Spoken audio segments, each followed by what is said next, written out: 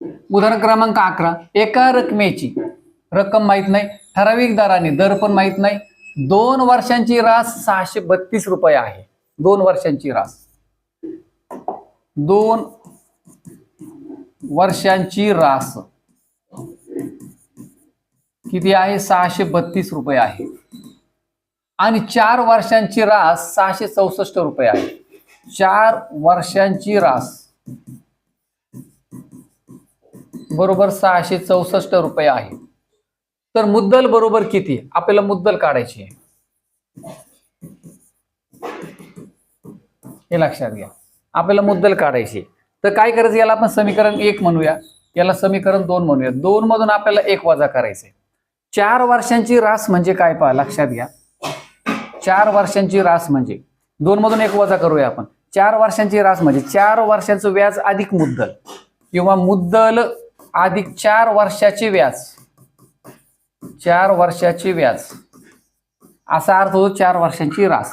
ही आहे 664 रुपये. आता 2 वर्षांची रास, मुद्दल अधिक 2 वर्षांचे व्याज, ते आहे 632 रुपये.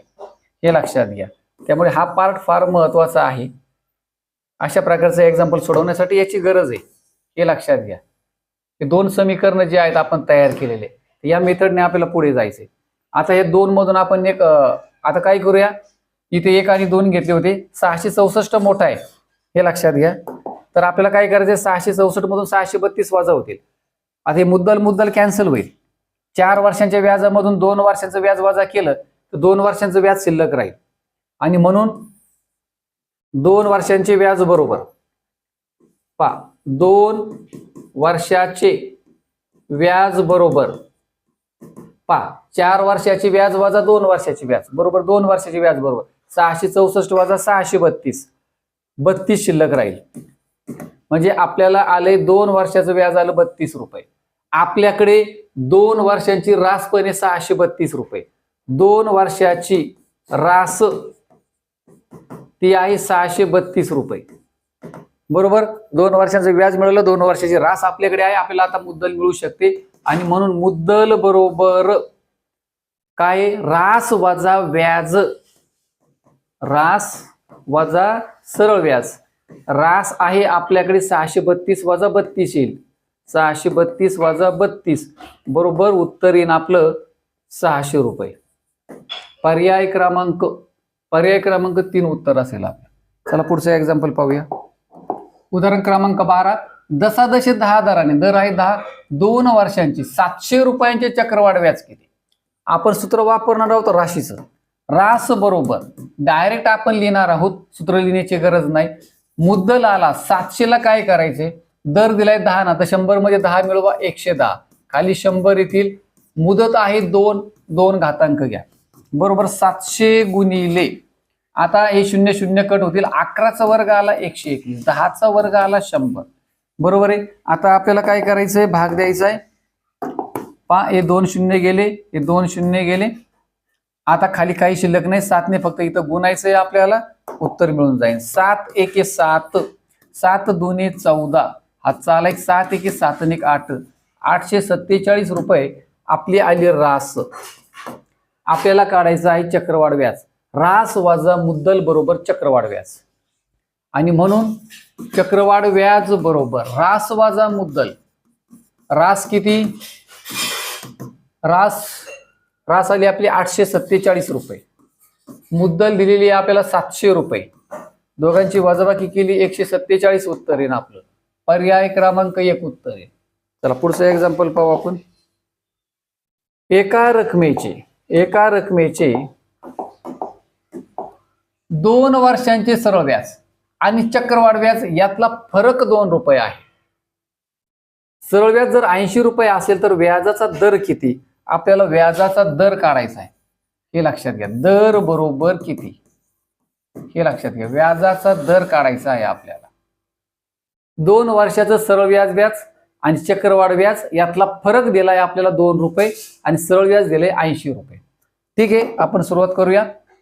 सरळ व्याज लिहितो मी इकडे. सरळ व्याज इकडे घेऊया आपण चक्रवाढ व्याज. सरळ व्याज आपल्याला एकूण दिलंय 80 रुपये. बरोबर आहे. आधी आपण पहिल्या वर्षाचा विचार करूया. पहिलं वर्ष, 2 वर्षाचं सरळ व्याज दिलंय 80 रुपये 2 वर्षाचं. मग 1 वर्षाचं सरळ व्याज किती झालं? 40 रुपये. बरोबर आहे. पहिल्या वर्षी सरळ व्याज आणि चक्रवाढ व्याज सेम असतं. मग पहिल्या वर्षात चक्रवाढ व्याज सुद्धा किती झालं? 40 झाले दोन्ही. बरोबर आहे. आता आपण दुसऱ्या वर्षाचा विचार करूया. दुसऱ्या वर्षी पण सरळ व्याज तेच राहतं, चक्रवाढ व्याज बदलतं. पहा, दोघांची मिळून बेरीज झाली 80. 2 वर्षाचे 80 आपल्याला दिलेले. चक्रवाढ व्याज किती येणार आहे दुसऱ्या वर्षाचं? हे 40 आहेत ना, इकडे पण 40 असतील. परंतु चक्रवाढ व्याजात बदल होतो. कसा होतो? तर पहिलं व्याज थाकल्यामुळे याच्यावर व्याज लागलं जातं, दुसऱ्या वर्षी व्याजात बदल होतो. मग हा बदल आपल्याला दिलेला आहे. कसा दिलेला आहे पहा त्यांनी, तर दोन्ही व्याजातला फरक 2 रुपये सांगितलाय. मग इकडे जर 80 असेल तर इकडे 82 येतील. 2चा फरक झाला. मग हा 2चा फरक कुठे ऍड होणार आहे? इथे होणार आहे. दुसऱ्या वर्षी 2 रुपये व्याज ज्यादा पडणार आहे, हे लक्षात घ्या. हा जो 2चा फरक आहे ना, हा 2चा फरक हा कशामुळे आलाय? या 40 वर व्याज लागल्यामुळे पहिल्या वर्षाच्या व्याजावर व्याज लागलं गेलं, कारण पहिल्या वर्षाचं व्याज थकलेलं आहे. म्हणजेच हा जो 2चा फरक आला, हे जे 2 व्याज आले, हे किती रुपयावर आलेले आहे? 40 रुपयावर. मग 40 वर जर 2 रुपयाचं व्याज, तर 100 वर किती? याला म्हणतात दर साल दर शेकडा. 100 रुपया मागे किती व्याज? तर पहा, आपण हा 1 1 0 कॅन्सल झाला. बे 1 बे, बे 2 4, 2 ने 10ला भाग दिला, बे 5 10.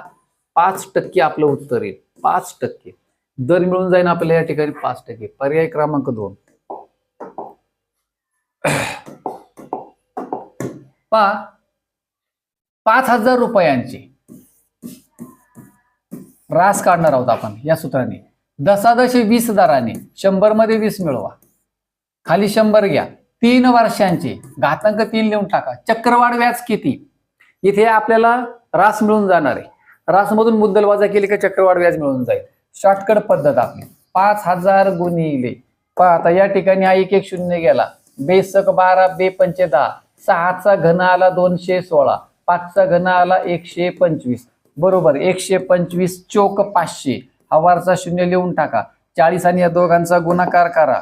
आपला आन्सर मिळून जाईल. फक्त 4 ने गुणायचंय आपल्याला. 4 सक 24. हातचे आले 2. 4 1 4 आणि 2 6 आणि 4 2 8. 864 आली रास. यातून फक्त मुद्दल वजा करायची, आपल्याला चक्रवाढ व्याज मिळून जाईल.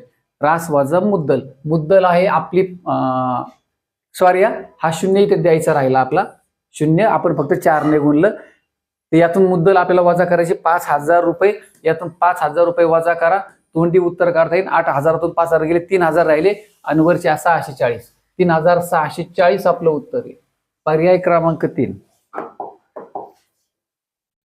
2 वर्षांचे एका रकमेचे सरळ व्याज 1,500 रुपये आहे व त्याच रकमेचे त्याच दराने त्या काळाचे चक्रवाढ व्याज 1,620 रुपये आहे. आपण 2 कॉलम करणार पुन्हा मागच्या सारखे.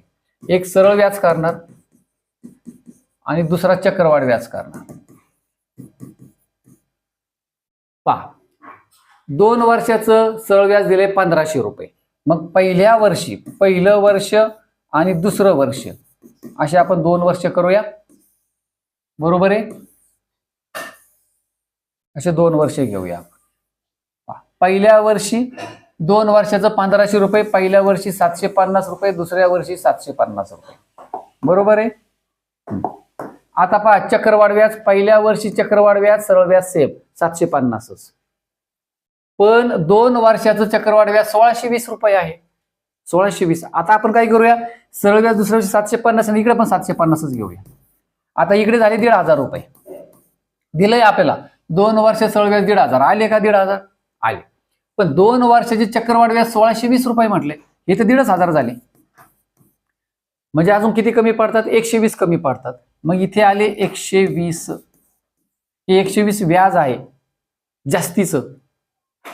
बरोबर, व्याजावर व्याज आकारलं गेलं का? पहिल्या वर्षाचं व्याज थकल्यामुळे. म्हणजे 120 जे जास्त द्यावे लागले दुसऱ्या वर्षी चक्रवाढ व्याजाने बसले, ते 750 वर बसलेले आहेत. हे लक्षात घ्या. इथे आले 120. आणि म्हणून आता पहा, आपण आता व्याजाचा काय काढूया? दर काढूया. आपल्याला दर विचारलाय आणि म्हणून दर बरोबर काय हे 120 रुपये जास्तीचे कशावर आलेले आहेत? 120, 750 वर आपल्याला द्यावे लागले. तर 100 वर किती? आता हे सॉल्व्ह करा, अँसर येऊन जाईल. आज 0 0 कॅन्सल होईल. 25 ने भाग जाईल आपला. 25 त्रिक 75, 25 चोक 100, 3 ने इथे भाग द्या. 3 एके 3, 3 चोक 12, खाली काही शिल्लक नाही. 4 चोक 16 उत्तर आलं आपलं. 16% हा व्याजाचा दर असेल. पर्याय क्रमांक 1. तर चला थांबूया आपण या ठिकाणी. चॅनलवरती नवीन असेल तर नक्की चॅनलला सबस्क्राईब करा. व्हिडिओ आवडला असेल, एक्झाम्पल्स आवडले असतील, मेथड्स आवडले असेल तर नक्की चॅनलला लाईक करा. शेअर करायला मात्र आपल्या मित्रांना विसरू नका. एक कमेंट मात्र नक्की करा. चला भेटूया पुढच्या अशाच एका व्हिडिओ सोबत. तोपर्यंत नमस्कार. Thanks for watching.